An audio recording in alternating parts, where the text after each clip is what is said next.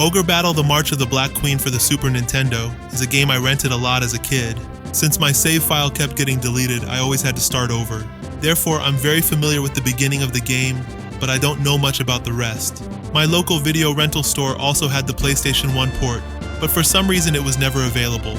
I guess someone stole the CD or something. If I played the PS1 port, I would have been able to save my game to a memory card and not have to start over every time. So even though I played this game a lot as a kid, I never came close to finishing it. And knowing myself, if I had played the PS1 game with a memory card, I would have been obsessed with trying to get the best ending, which is really hard to do, and I would have ended up giving up. So not much would have changed. So for the playthrough I'm doing while writing this review, I'm going to ignore the endings and just try to enjoy the game as much as I can. That way, I'm sure I won't get burned out and will be able to finish the game. And if I feel like it, I can always do a second playthrough after that, trying to get the best ending. Anyway, let's get started with the review. The game starts with the Quest logo. Besides that game, Quest only released Tactics Ogre Let Us Cling Together on the Super Nintendo, so this is not a logo I'm used to seeing. Quest didn't release many games, but all the games they did release were pure masterpieces. I guess this company preferred to focus on making one game as good as possible, instead of pumping out as many games as possible on one system. I'm glad they did, because I really enjoy their games. After the logo, you see some kind of fortified town in a foggy night. The blue and black fog really looks amazing. It's really effective in establishing the absolutely amazing dark and dreamlike atmosphere that this game has. The music builds up for a while and then the rest of the title screen elements appear one by one. If you've played Final Fantasy Tactics, you'll recognize the music of Hitoshi Sakimoto, with its grand orchestral sound mixed with memorable melodies. The soundtrack of Ogre Battle: The March of the Black Queen is nothing short of a masterpiece. It might be my favorite Hitoshi Sakimoto work. I've been listening to this game's soundtrack for 30 years, and I still haven't gotten tired of it. So just for the music alone, this game is worth playing.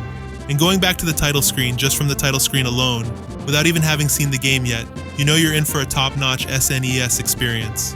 Anyway, it's time to start a new game. You're greeted by an old man named Warren. This is where you choose your name, gender, and answer a few questions to determine what type of character you will get. I guess you can min-max by checking online what the best answers are to get the strongest character, but I just picked the ones that felt right. The canon name of the main character is Destin Ferota, so I chose that name. Destin also appears in Ogre Battle 64 Person of Lordly Caliber. I really need to play this game someday. The canon gender is male. I almost always play as a male character in video games, so it was fine with me. The questions are chosen at random and each represents a tarot card. Tarot cards are an important part of Ogre Battle. After creating your character, you see the map where the campaign takes place. At the top of the map it says the Zedeginia Age. The Ogre series is a huge epic saga, and just like Xenogears, even though it's the first game in the series, it's actually the 5th episode in the story. So if you like games with extensive lore, this is a great series to get into. Let's read the introduction that appears when you wait during the title screen.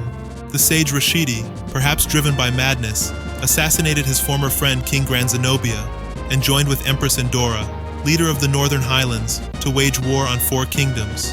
The overpowering military of the Highland legions took but a year to subdue the whole continent, and the Zedeginian Empire was born. The rule of the empire was a pure regime of terror. Merciless persecution was directed against survivors of the old kingdoms and those who would escape the tyranny. The heart of the people were troubled by secrets and betrayals, and much blood was spilt over the land. Imperial Year 24. Here on the frontiers of Sharam, the last survivors of the Knights of Zenobia were planning a final challenge. From this introduction, we can see that Ogre Battle has an epic War of the Roses style story that fits well with strategy games. It was written by Yasumi Matsuno, the same guy who made Final Fantasy Tactics, so you know you're in for something good. It's not as deep and nuanced as Final Fantasy Tactics or Vagrant Story, but it's still a pretty good story. There are some funny lines of dialogue and some goofy characters that add some comic relief to the story, but sometimes they feel a bit out of place in such an epic war story. It takes you out of the immersion a little bit. Maybe it's the English translation. Compared to most games of the time, it's not a bad translation, but it's not perfect either. There's even a place where a yes or no dialogue option is flipped. If you want to play an Ogre game with a story on the level of Final Fantasy Tactics, you should check out Tactics Ogre Let Us Cling Together. This game really has an amazing story. I made a full long play of it that's available on my channel if you want to check it out. Its remastered Tactics Ogre Reborn is available on pretty much every system. Still, Ogre Battle does a pretty good job of laying out some cool lore elements of the series. But what makes this game different from other Japanese strategy games is that this game is in real time instead of being turn-based. This is not something we see very often. If you wait a second time on the title screen, you will see most of the characters that appear in the game. This was actually the first time I saw this, because I always hit the start button as soon as the title screen appeared. Back on the world map, they do a good job of not overwhelming you with tons of stuff to choose and configure from the get-go. You only have one party of characters and one mission you can do. The gameplay of Ogre Battle is very unorthodox. I've never seen this kind of gameplay in any other game. In a regular JRPG, you create a party from the characters that join you during your adventure. Ogre Battle works the same way, but instead of creating just one party, you create multiple parties using the characters you gain during your campaign. During missions, you deploy these parties on the map. It costs money to deploy a party, so you need to think carefully about which characters you need to win the mission. To win a mission, you must defeat the boss located in the map's main city or fortress. Some of these bosses have unique sprites and look pretty badass. Defeating the boss is always the goal of your mission, but on a few occasions there's a special gimmick you have to do to get to the main town.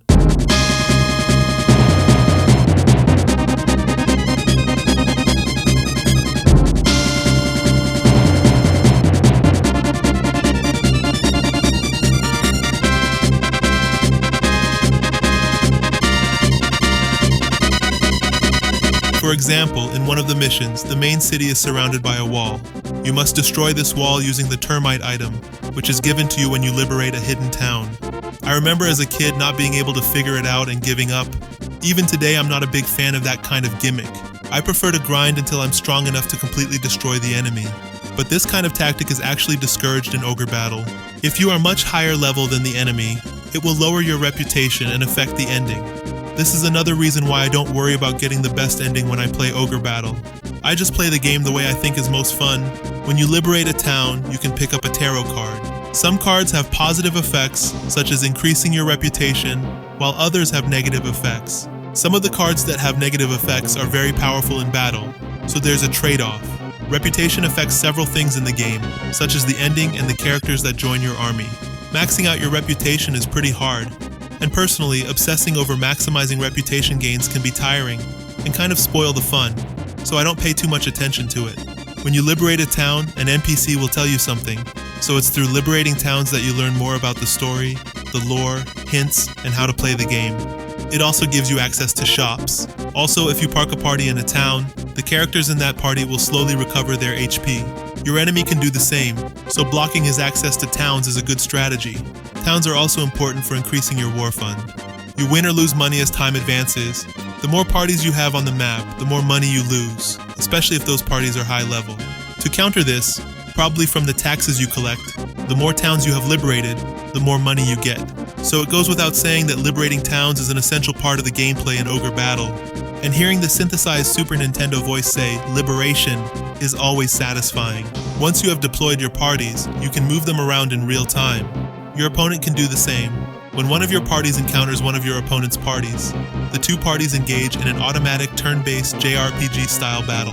You can assign battle strategies to your party, but all of their attacks are automatic. You can also use tarot cards, which work like magic spells in a normal RPG. You have a limited amount of these tarot cards, so you must not waste them. Figuring out when to use these tarot cards to turn the odds in your favor is a lot of fun. A battle doesn't necessarily end when all of your party's characters or the enemy's characters are defeated. After a few turns, the game will take several factors into account and declare a winner. Defeating opponents by using cards is not taken into account when calculating who has won, so you need to take that into consideration as well. The loser gets pushed back on the map, so to get closer to your destination, you need to keep winning battles. This is a pretty clever system, because if you get pushed back, your other parties who are behind get a chance to go to the front to fight and gain experience. I've never seen this kind of gameplay in other games, and I thought it was really fun. Like party members in a regular JRPG, you make your character stronger by having them fight to gain experience and levels. However, compared to regular JRPGs, the gear system is much simpler. You can only equip one item per character, but that's not a bad thing, because with so many parties, it would be too complicated to keep track of everything if each character could equip multiple items. And like many Final Fantasy games, you can make your character stronger by switching classes. It's really fun to see a small fighter change class to something much more powerful, like a Beastman. I know this is something that is quite common in tactical games, and not exclusive to Ogre Battle. but I always like it in these types of games when every character has a different name and stats. It's little things like that that give your characters individuality, and even though most of them don't have lines of dialogue, they feel like real characters and you get attached to them. I really enjoy the battles and the characters, but even though it's not the main focus of the game, my favorite part of Ogre Battle is exploring the maps. There are sometimes towns and items that are not marked on the map, and discovering them is really fun. If you see an island in the middle of nowhere, or a patch of trees that look suspicious, chances are you will find something there. Discovering them is a big part of the fun of playing Ogre Battle, so I highly recommend not looking them up online the first time you play. You can always look them up on your second playthrough, if you ever want to do a 100% perfect playthrough. And since you can return to maps of completed missions, you can take your time exploring. Finding secret towns and items in Ogre Battle feels a lot like Konami's tactical RPG Vandal Hearts 2, where every map has a hidden item. Vandal Hearts is another amazing series that I have to review someday. Ogre Battle's graphics make exploring these maps even more enjoyable. In my opinion, they are some of the best graphics on the Super Nintendo. The graphics are so good that the changes they made to the graphics for the PS1 port were very minimal. The color palette of Ogre Battle is what really makes its graphics stand out. I don't know how to describe it well, but the dark tones really make the brighter saturated colors stand out and it looks beautiful. To illustrate what I'm trying to say, another game that had the same feeling in terms of color was Donkey Kong Country. And like Donkey Kong Country, as I mentioned before, another thing that greatly enhances the exploration of the maps is the amazing music. I never get tired of listening to the background music that plays on these maps. Many say that Hitoshi Sakimoto's best work is Final Fantasy Tactics soundtrack, but I would argue that Ogre Battle is up there as well. Masaharu Iwata and Hayato Matsuo also worked on the soundtrack, but I'm not sure who did what. Back to the graphics, the day and night cycle really adds to the atmosphere of the game. During the day you will see lush greens, at dawn you will see beautiful shades of orange, and at night you will see ominous shades of blue fading to black.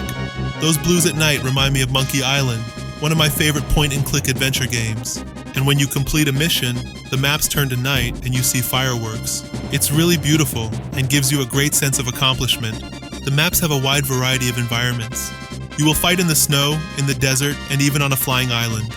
On the map, your characters look like board game pieces, almost like unpainted Warhammer miniatures. As a big Warhammer fan, I thought that was pretty cool. But during battles, your characters look much more realistic. The battles in Ogre Battle have an isometric view similar to the Breath of Fire games. In the background, you can see books, maps, and a compass. They're all in shades of brown, so it's a very subtle detail.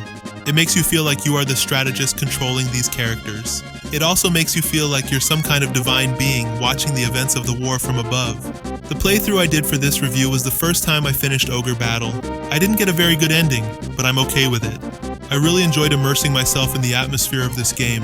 The graphics and music of Ogre Battle: The March of the Black Queen are among the best. That said, the story didn't grab me as much as I'd hoped. I feel like this is the kind of game where you have to take notes and put some effort in to understand the lore and figure out the connection between each character. And seeing elements of the lore and characters reappear in other Ogre games has to be fun too. But for me, halfway through, I kind of forgot why my characters were fighting in the first place. Something about an evil empire, and maybe because I didn't make the effort to get into the story, I kind of lost steam in the middle of my playthrough and had to really push through to finish the game. So I won't be doing a second playthrough to get the best ending anytime soon. But besides that, I really enjoyed Ogre Battle overall.